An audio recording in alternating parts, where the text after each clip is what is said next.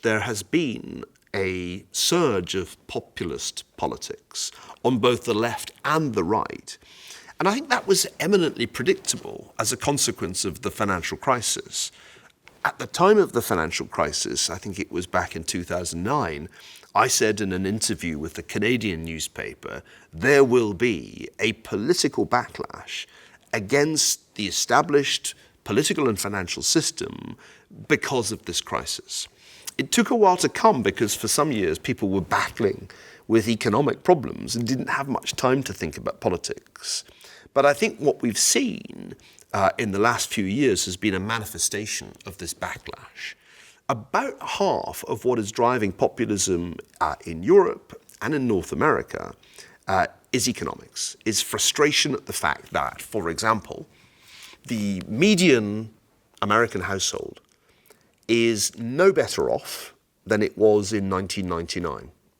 In fact, household income went on a round trip. It went down as a result of the financial crisis, and it has almost got back to where it was in 1999. So people have not got better off on average. The benefits of economic growth over the last 20 years have mostly gone to the top 1% of income earners. It would be amazing if people just sucked that up, but they're not sucking it up. They're mad, and they are seeking political, some kind of political retribution.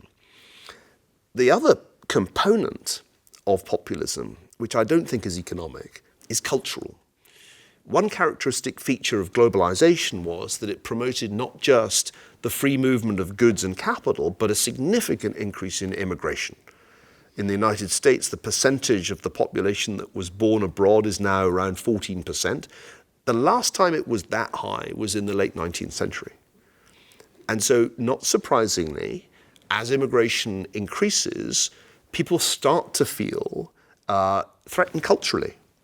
And a very common variable in decisions to vote for populist candidates in Europe and in North America has been a sense of alienation associated with increased immigration. So I think to understand the populist backlash, you need to remember that the financial crisis played a big part, but it's also a backlash against immigration as well as against increasing inequality.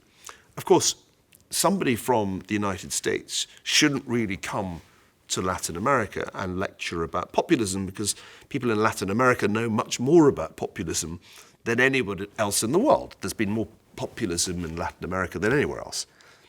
But you know the familiar pattern in which economic instability and inequality gives an opportunity to demagogic leaders to say, I can solve these problems. What you need is a strong leader, and only I can solve these problems by doing the following radical things. And there are two possible flavors of populism: left-wing populism and right-wing populism. The left-wing populists nearly always say the same thing, which is let's increase the power of the state over the economy, let's pay more money from the rich to the poor, and that formula has been tried many times in Latin America, most recently in Venezuela. And the right-wing populists always say we have to crack down on all the sources of decadence in our society. We need strong leadership. We need to put restrictions on immigration or whatever the preoccupation of the time might be. And these two flavors of populism are often offered alternately. So you try one, and then when that doesn't work out, you try the other. I think what's happening in North America and to some extent in Europe looks a lot like a Latin Americanization of politics. And I've said more than once, when you look at the election of 2016 in the United States, that has a very Latin American look to it, doesn't it? Because there was a woman whose claim to be president was that her husband had been president. Kind of reminds me of Argentina.